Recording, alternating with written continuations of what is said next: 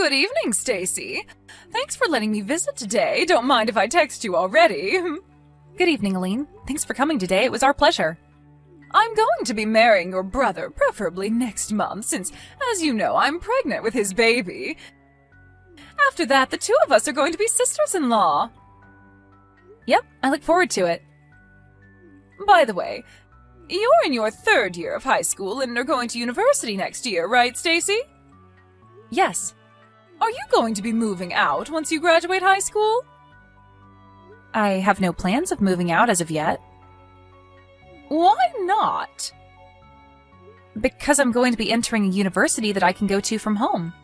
But it's no use talking about that now. I haven't even taken the entrance examination yet, so who knows what will happen. Well, I guess that's true. Tell me when it's decided, okay? I'll probably be moving in with you starting next month.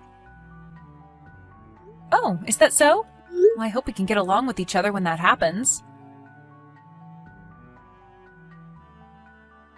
Hi, Stacy. Care to explain what's the meaning of this? What? My wedding ring was found in your room. I was looking for it these past few days since I thought I lost it, but to think that you stole it? Hold on, I did no such thing. But I found it in your room, under your desk as if you were trying to hide it. I probably would have never found it if I didn't happen to decide to clean your room. I've told your brother and your parents about this. Everyone was furious. It seems that you were going to be staying here and go to university from home, but I told everyone that I'm scared of living with a thief when my baby is about to be born, and they all agreed to make you leave the house. But you didn't even listen to what I had to say. This is too unfair. But there was concrete proof that you had stolen it in the form of my ring hidden in your desk. I did no such thing, I promise you. No matter. Just hurry up and come home. Your high school graduation ceremony should be done by now, so hurry up and pack your stuff because you're going to be leaving. I'm telling you, I didn't do it. Hi, Stacy. I'll be kind and ask, but are you unsure of what to do from now? No. I told my boyfriend what happened, and he believed me when I told him I didn't do anything. I'm going to be living with him in his apartment for now. Oh? Well, look at you. I didn't know that you had a boyfriend. Yes, we've been going out since the second year of high school. I'm extremely grateful since I'm going to have to pay for my living expenses and university tuition on my own from now on. You brought this upon yourself. You went and fooled even your boyfriend? You're so young, but already so devious. I didn't do anything, but don't worry, I have no intention of returning home. Is that so? But let me ask you one question. Why did you hide your ring in my desk? Well, I guess if you don't have any intention of returning, then... You see, I want to have a share in your family's property. Our property? Like I was saying, I wanted your property, so I seduced your brother Charles and made him drunk, bringing him into a love hotel. As you can see, my plan of getting pregnant with his child so he had to marry me was a huge success. Your brother is such an idiot. Seriously? And if I chase you out of the family, then my portion of the inheritance after your parents die will be larger, since you'd no longer be there to compete with me. Which is why I came up with the idea of making it seem like you stole my ring. But it's also no use telling your parents about it now. Now that I've had a baby, they can't possibly make me leave anymore as the wife of the eldest son. Not only that, but you're a thief in their minds. Besides, sisters-in-law are such a bother. It makes me laugh no matter how many times I replay it in my mind. Your mother shouting, "Leave the house," and your dad also saying, "Don't come back, thief!" Your brother's reaction was splendid as well.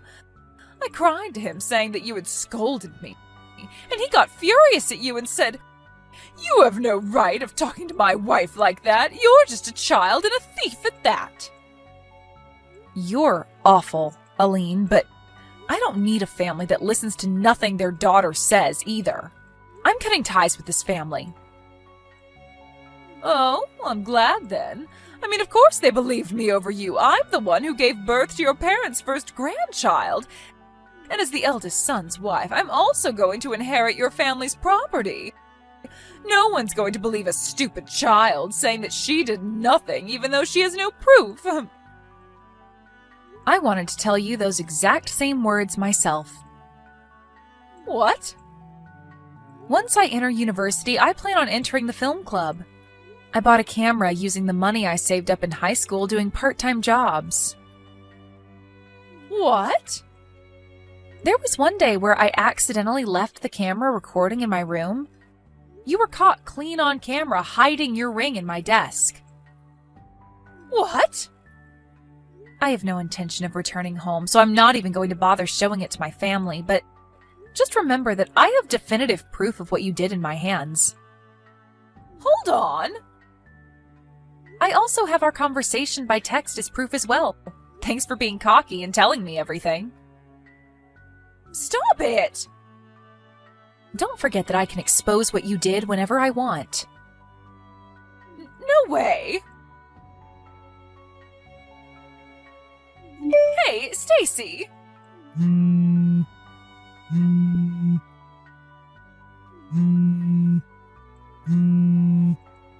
Stacy! Just what do you think you're doing? Oh, Aline, long time no see. Stop acting all calm. You know why I contacted you, right? Oh, I guess. You're talking about the movie that's currently in cinemas, The Empty Family and Me, right? Yes, but what happens in the later half of the movie is different, but the scene where the family kicks their daughter out of the house for a crime she didn't do, it caused a commotion in your family because it's what happened to you, no matter how you look at it. And doing some research, we found out that the novel that the movie was based on was written by your husband. Yes. So you went out of your way and told your husband about it? So you could have it published as a novel and even made into a movie? Don't you think that that's a little too evil? I told you a few days after I was kicked out of the house 10 years ago that I would be temporarily staying with my boyfriend at his apartment, right? My boyfriend at that time became my husband. Huh? I'm going to tell you this so you don't have any misunderstandings. My husband hasn't said that that novel was nonfiction, but neither did he say it was fiction. The novel that my husband wrote was a huge success and was made into a movie. That's all the truth to it. Whether you interpret it as what actually happened 10 years ago is completely up to you. Your family finally noticed. I was divorced because of it. Is that so? What's with that reaction? Because of you! It seems that my brother contacted my husband soon after the movie was released. What? My brother and my husband knew each other from before I was kicked out of the house and had each other's contact information. It even seems that my brother found out we married from a mutual acquaintance. Apparently my brother, after calming down, took his time to think about the incident more logically. But since all my parents could think about was their grandchild, he couldn't talk to them about it since they would always side with you. He spent the next 10 years unsure as to what really happened. But over time, my parents also started thinking a bit more logically. That movie was the final push they needed to be sure of my innocence. My brother had a lot of questions for my husband, so they met. And my husband told my brother everything that I had told him about the incident. Huh? He also showed him the camera evidence and screenshots of the conversation we had on text a few days later after I was kicked out. I had given them to my husband because he said that he wanted to use it as inspiration for his novel. No way! My husband, the author of that novel, he didn't tell me anything about it since I had already given up being reunited with my family. But I guess he just wanted to prove that I was innocent of the crime I was accused of 10 years ago and wanted to tell the world about it in one form or another. At least that's what I think. Are you being serious? Do you know what I had to go through because of that? The baby you gave birth to as part of your plan in making my brother marry you wasn't actually my brother's child, right? It seems that my brother told my husband about that as well. As he grew older, it became more apparent that the child's face and body features didn't look like those of anyone in the family. My brother, after watching the movie and hearing what my husband had to say, decided to test every possibility. So he had him and his son do a DNA test. It came out saying that his son wasn't related to him by blood. Why'd he have to tell your husband about that? Perhaps it's his way of making up for his sins. I also heard about the fight over who would take custody of the child. My brother's trying to take custody, saying that even if they weren't related by blood, he was still his son who he had raised the past 10 years. The child himself is closer to my brother and parents than he is to you. This, combined with other factors like finance and home environment, allowed my brother to successfully take custody. That's what happened, right? It wasn't supposed to go this way. To think that the forced marriage I had succeeded in making happen would fail 10 years later. I could have made it fail at any point by giving my family the evidence, you know. I just couldn't be bothered to do it. I knew your parents cut ties with you, so I didn't do anything since it might harm your child, who was innocent. What? Fast forward 10 years, and it seems like there's no need to worry about that anymore. I'm so glad, but... Didn't you consider what might happen to me? What? If I'm kicked out of this house, then I'll have nowhere to go. Did you have that in consideration when you let your husband publish his novel? Did I have to have that in consideration? What? You're an adult, right? There's no need for me, a stranger, to have your well-being in consideration. You're not a child who can't live without the help of adults. What? Well then, I guess that's all I have to say. Hold on, Stacy. No matter what you say to me, there's nothing I can do for you. Not that I would, even if I could, though. Stacy! We were sisters-in-law, even if it was just a few months. Surely you must have some compassion left for me. There's no way I would have any compassion for someone like you. Goodbye. A few days later, I got a letter from my family apologizing for what they did, thanks to my husband's words saying that you should at least accept the apology as a way to put an end to this business. The stubborn feelings I had towards my family lightened just a bit, so I promised to exchange New Year's letters with them, even though I have no intention yet of coming home.